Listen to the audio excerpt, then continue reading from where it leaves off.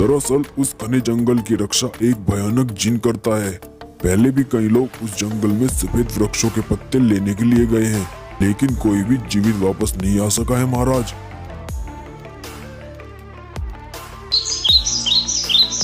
ये तुम कैसी बात कर रहे हो ज्योतिष? क्या तुम्हें अपने प्राणों का भी भय नहीं रहा? महाराज, मैं जो कह रहा हूँ वो सच है।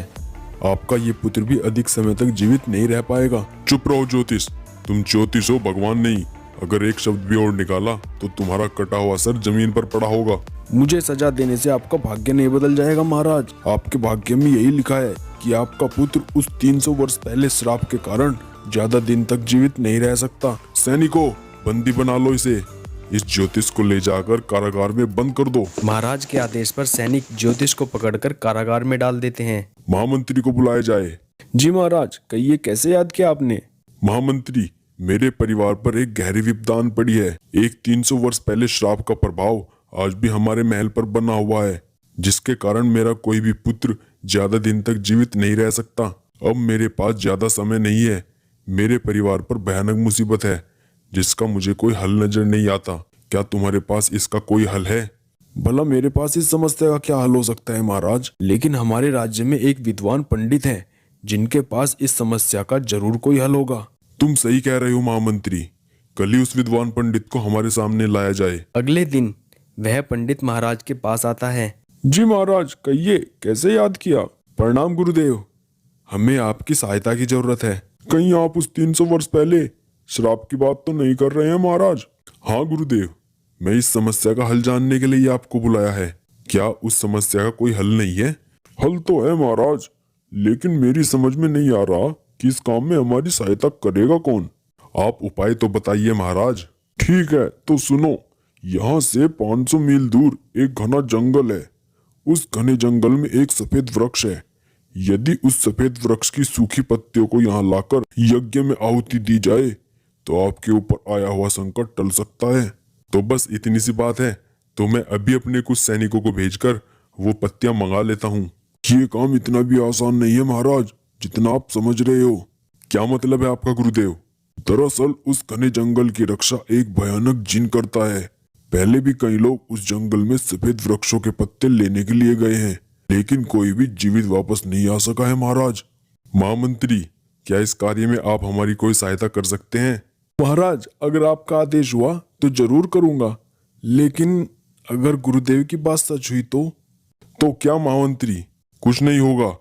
हमें आपकी बुद्धि पर पूरा भरोसा है। तुम जरूर ये कार्य कर सकते हो। लेकिन महाराज। लेकिन क्या महामंत्री? क्या तुम्हें नहीं पता इस वक्त हम पर कितनी बड़ी समस्या है? क्या तुम हमारे पुत्र से जरा भी प्यार नहीं करते? राजा को क्रोधित देख महामंत्री कुछ नहीं बोल पाता और जाने के लिए हाँ कर देता है। ठीक है महाराज, लेकिन वहां जाना कैसे है ये बताया जाए। महामंत्री, आपको यहाँ से उत्तर दिशा की ओर अपनी यात्रा को शुरू करना होगा। ठीक 500 मील की दूरी तय करने के बाद तुम्हें वहाँ एक बहुत बड़ी दीवार दिखाई देगी। उस दीवार को पार करना बहुत मुश्किल है, लेकिन असंभव नहीं। एक बार अगर तुम उस दीवार को पार कर लोगे तो उस सफेद वृक्षों को ढूंढने में तुम्हें मुश्किल नहीं होगी। लेकिन वो दीवार तुम्हें कैसे पार करनी है ये तुम्हें खुद देखना होगा। महामंत्री बिना समय गवाए उस जादुई पेड़ की तलाश में जंगल की तरफ निकल पड़ता है। काफी दिनों की लंबी यात्रा के बाद वो उस बड़ी सी रहस्यमयी दीवार के पास पहुंच जाता है। अरे, लगता है यही वो दीवार है। कितनी विशाल दीवार है ये। हमारे राज्य में इस तरह की भी कोई जगह है, ये तो हमें पता ही नहीं था। तभी वहाँ एक तेज प्रकाश होता है और एक भयानक आवाज आती है। शिकार, एक और शिकार। रुक जाओ, नहीं तो अपनी जान से जाओगे।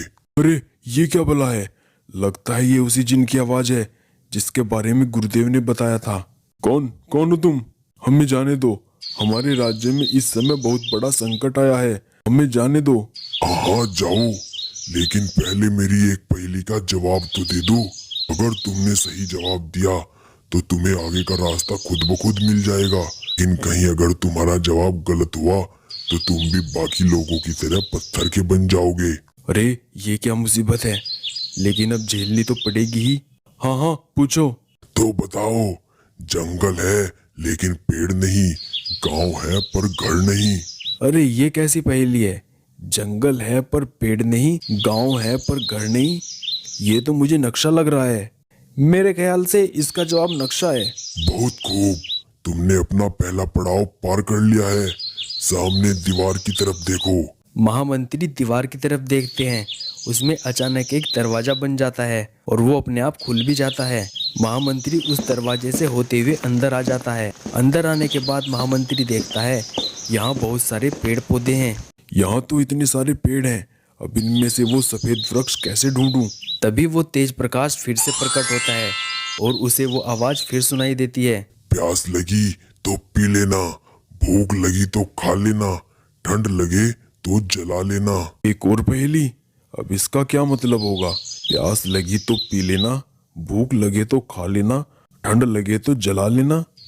अरे हाँ, ये नारियल हो सकता है। बहुत खूब, तुमने दूसरी पहेली का भी सही जवाब दिया है। अपने सामने की तरफ देखो, तुम्हें वहाँ एक नारियल का पेड़ दिखाई देगा। उसके पास ही वो सफेद पत्तों वाला पेड़ है। महामंत्री उस नारियल के पेड़ की दिशा में चल देता है। अरे ये रहा वो सफेद पत्तों वाला तिलिस्मी पेड़ जिसकी हमें तलाश थी। लेकिन जैसे ही महामंत्री उस पेड़ के पास पहुंचता है, वो पेड़ एक भयानक जिन में बदल जाता है। तुमने मेरे 2 सवालों का सही जवाब दिया है। बुद्धि तो है तुम में, मैं खुश हुआ। तो क्या अब मैं इस पेड़ की पत्तियों को ले जा सकता हूँ? नहीं, इतनी भी क्या जल्दी है। एक आखिरी सवाल है। अब अगर तुमने इस सवाल का सही जवाब दिया तो तुम्हें पेड़ की पत्तियों के साथ सीधा राजमहल पहुंचा दूंगा। लेकिन अगर तुम्हारा जवाब गलत हुआ तो तुम पत्थर के बन जाओगे। बताओ तुम्हारा सवाल क्या है? मैं सही जवाब देने की पूरी कोशिश करूंगा। वो क्या चीज है जिसकी गति हवा से भी तेज है? ऐसी क्या चीज हो सकती है? हाँ, इसका जवाब मन की गति हवा से भी तेज है। सही जवाब। अब तुम इस पेड़ के पत्ते को ले जा सकते हो। अगले ही पल जिन ने महामंत्री को सीधा राजमहल पहुंचा दिया। महामंत्री द्वारा लाए गए पत्तों की हवन कुंड में आहुति दी गई और इस तरह राजा के परिवार पर 300 साल पुराना श्राप टल गया।